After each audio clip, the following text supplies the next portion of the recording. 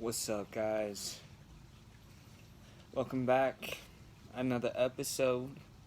Today's gonna be different, man. We're gonna talk about something that I think is super, super cool. Dreams. Dreams. I think there's a correlation between dreams, daydreams, and thoughts.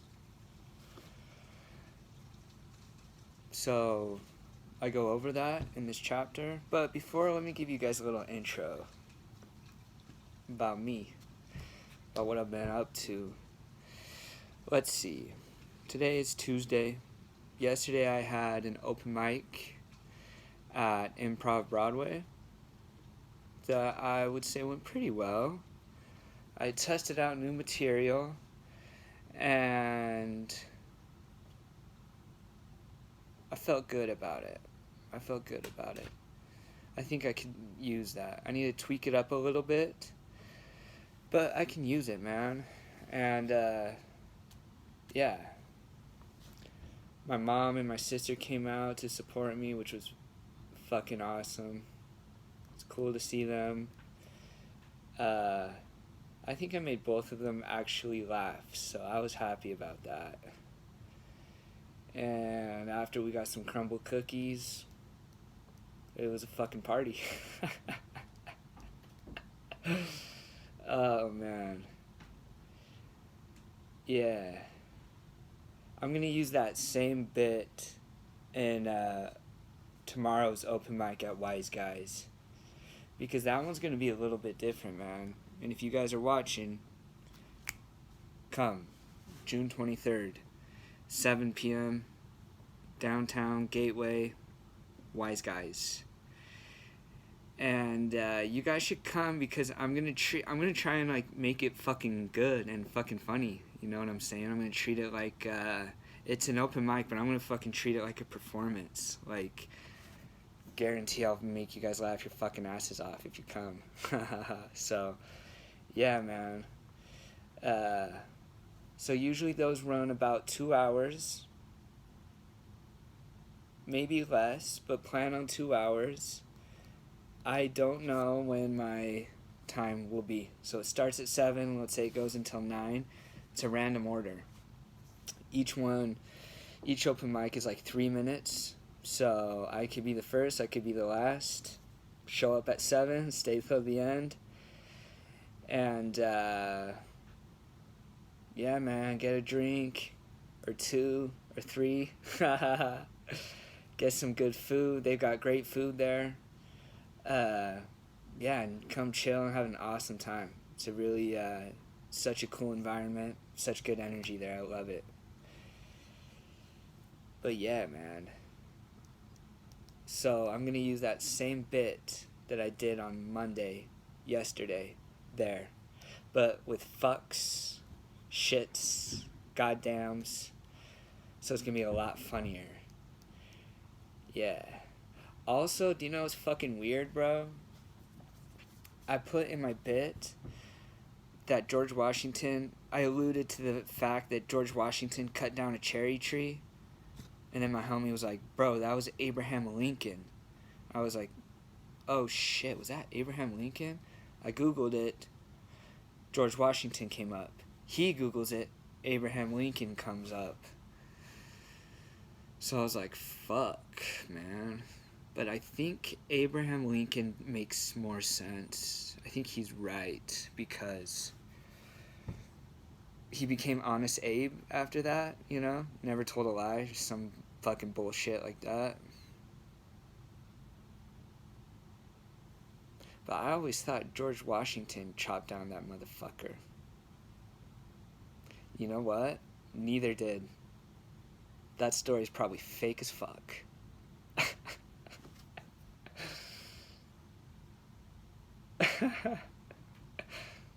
That's PTSD, bro. Chop down the fucking tree and your dad's like, what the fuck, man? You never tell a lie after that. It's kind of funny, maybe. Okay, man. What else? Tonight, I think I'm gonna head up to Wise Guys again. I like to invite people to the Wednesday. I should still invite people to the Tuesday, but the Wednesday is more of like it's in their main event room, seats very comfortably, plenty, you know, and you're in those nice chairs and you got a table in front of you so you can have all your shit and still be in your chair, which is nice. So yeah, I like to invite people to that one. But tonight, I'm going up for more of a low-key Wise Guys open mic. And that should be good. I'm going to practice a bit that I did there before. For all my fans, the Stephen Hawking and Moth prophecy bullshit. I think I could combine that with my bit that I did yesterday and get 7 minutes, which is kind of like a milestone in stand-up. Because usually it's like 7 minutes, the next slot would be 15 minutes, and then shit from there 30 in an hour, which is fucking exciting to think about, man. I want to get there fucking as soon as I can and give myself, you know, a fucking chance to get booked and shit. Yeah. Okay, man, let's get into this shit. Dreams, baby, dreams. This might be a little bit wacky. Could be. I like wacky shit. But yeah, let's just jump into it. The dreaming state is man's next evolutionary jump in understanding who he really is. Man in his waking state has split himself into many fractions. His energy is split into many different and opposing directions. He may desire to fully connect to the field and be his true self, while simultaneously attempt an attack to prevent that state of consciousness. Yeah, man, so I think a lot of people can agree or understand what I'm saying with that. You have several different desires, and some of those desires actually steer you away from being your true and authentic self. Yeah, and dreams are, I'll go into it, but I think dreams and interpreting them are a really good tool for understanding what this split fraction pieces that you've made into yourself actually is and what it means. Okay, this can be explained easily in the I want it but technique. You must make the affirmation that you are worthy of anything and everything. You don't necessarily demand anything, but anything that comes to you, you accept because you know you deserve it. Any desire that arises should be fully accepted, for it has a lesson to teach. Okay, so a few things right here. The I want it but technique, I didn't explain it very well right here, but what I mean by that is often you'll ask somebody what they want, and they might say it, and immediately there's a but, usually an excuse or something real, whatever. But I think something that could be valuable is maybe you don't have what you want, or you're not where you want to be, but don't add a but to the end of it. I want this, I want to be more like this, and cut it. Leave it there. Let that build inside of you. See what it does. Yeah, I think, and then another thing, let's see. Talked about you must make the affirmation that you are worthy. So, yeah, man. Affirm it so strongly that you don't even need to mention it. You don't even need to say it. You know deeply, deeply, deeply that you are worthy of anything that comes your way. And then I kind of like this idea of let all desires arise and let it be somewhat of a teacher. Because I got really into Buddhism at first when I kind of started my spiritual journey, let's say. And they talked a lot about desire, and I don't think I understood it very well. My understanding at that time was that you shouldn't have desire, and desire was causing suffering. But I think what they meant was your relationship to desire, and that clinging and attachment to it is what causes suffering. The desire in and of itself is a good thing, and if you let it, I believe it teaches a lot of valuable things. Let's keep going. Never deny a desire. Do not become attached to a desire either. They are teachers with deeper messages than what any human can teach you. In the dream state, the individual can feel their emotions much clearer. One can feel a deep sorrow and make these connections quite easily to it in a dream state. Decoding dreams and making these connections will be a powerful therapeutic tool. Many unexpected benefits will arise, including a heightened sense of extroversion. Okay, cool.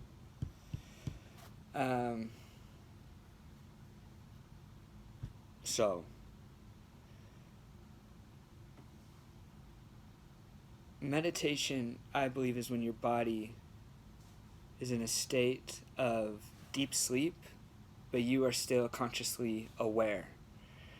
And I think dreams are an attempt to explain that gap of being in that deep sleep and this, let's call it PTSD reaction, habitual negative patterns that we all as humans have. So let's say when you go to bed at night, you reach this state of deep sleep. And in that state of deep sleep, you give everything a break. Your brain gets to take a break, your entire nervous system takes a break. Everything is functioning at, let's say its optimum level without any interference of a fight or flight reaction that you might have in your body, caused to perhaps trauma. And so you reach that state, and then still while you're sleeping, you start to come out of this deep sleep, and you go into REM sleep, and there's stages of this sleep. And so once you come to that dream state, it's almost as if your body is communicating to your conscious self what is happening and what is causing this disconnection of being in this deep state of relaxation. And so when I hear people interpreting dreams, I think that's valuable, and I think there are archetypes, perhaps, common dream elements that perhaps have a meaning, but it's much more meaningful for you to interpret your own dreams and find out what they mean to yourself.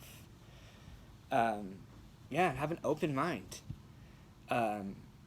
I've had dreams that have blown my mind. I'm like, wow, and I'm coming up with my own interpretations of them that I'm like, wow, this is very therapeutic. And then I wrote a heightened sense of extroversion because I actually did notice this when I was really keeping track of my dreams. I think that's actually what helped me get onto a stage and do open mic. You just become much more relaxed. You're realizing these things that are coming up, and you remember interpretations that you've come up with that are helping you deal with it in the moment. So, yeah, I think that could be really helpful. Let's keep going. Lucid dreaming is an ability every individual can cultivate. It is simply raising your awareness in the dream state. Frequently remembering lucid dreaming in the awake state will encourage thoughts that you are experiencing a dream while a dream is occurring. Yeah, man, so like throughout the day, ask yourself if you're in a dream. And do dream little techniques to help you remember. So something that I would do is I would look and then look away and then look again. And if you get in that habit, you will actually do that in a dream. And it's crazy when you do it in a dream and you look away and you look back and it's completely different and you make that realization that it's different. And you're like, oh my gosh, I'm in a dream right now. It's a really, really cool realization. And people, so my experience with lucid dreaming is that I can do it when I practice it. If I'm not practicing it, it's harder. It still happens though. And, but it's weird when you find out you're in a dream, you wake up super fast. But I've had, dreams where I've flown and I've literally felt wind on my face, like brushing through my hair and everything. Super cool. Okay. If cultivated fully, lucid dreaming is the most powerful and creative tool. Learn the flow of your dream. Move in it, fly in it, speak in it, sing in it, enjoy it fully. Generate a powerful desire to understand your dreams, and all key interpretations will be given to you. Any mental or psychic abilities you may want to cultivate can be quickly developed in the dream state. What is the connection between thoughts, daydreams, and night dreams? Thoughts, daydreams, and night dreams symbolize distance from awake self. Awake self is an individual if they aren't asleep.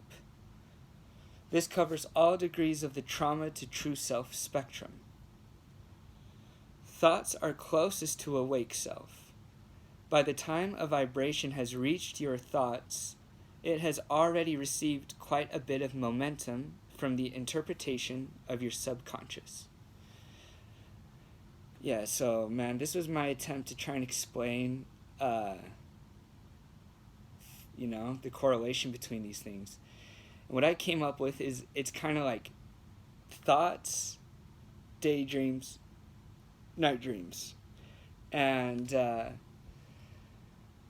so I think a thought event essentially is an interpretation of a vibration, just like all your other sensory inputs.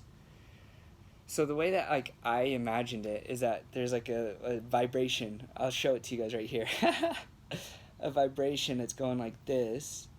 And by the time it reaches your awake self, it's already gone through a series of interpretations by your thoughts, daydreams, night dreams. And so by the time it gets to thoughts, it's already had quite a bit of momentum of your habitual interpretations, your thoughts. Yeah, so let's keep going. A major shift for the individual is understanding the full impact of discovering your true interpretation of vibration. So, dreams, daydreams, thoughts, interpretations going on at each level. And I believe that each individual has actually a true interpretation for dreams, daydreams, and thoughts.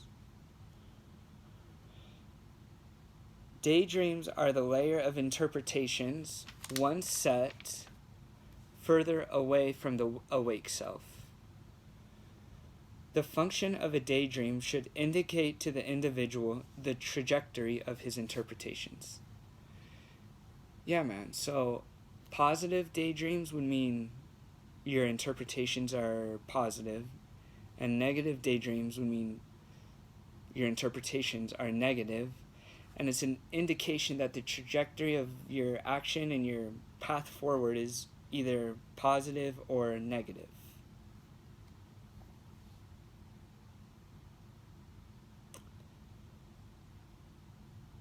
Yeah, negative daydreams result in a negative trajectory.